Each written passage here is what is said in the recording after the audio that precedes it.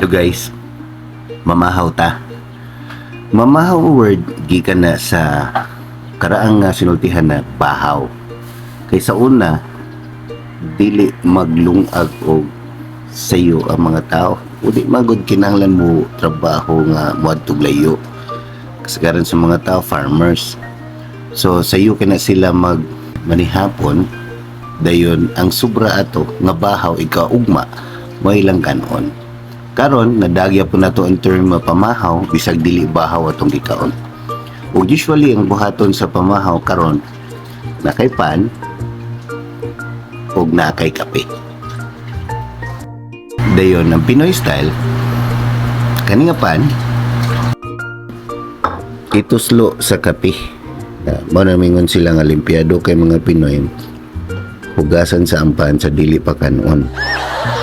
Dayon naman og tuslo kanon. So karon sa panilang kanon mga Pinoy ng pandesal, Francis, no, nay palaman, kaniwa man. So bisa pag unsa na nga pan humok pa nagahi tamis pa na utabang. Ituslo nagkape. Ituslo gigo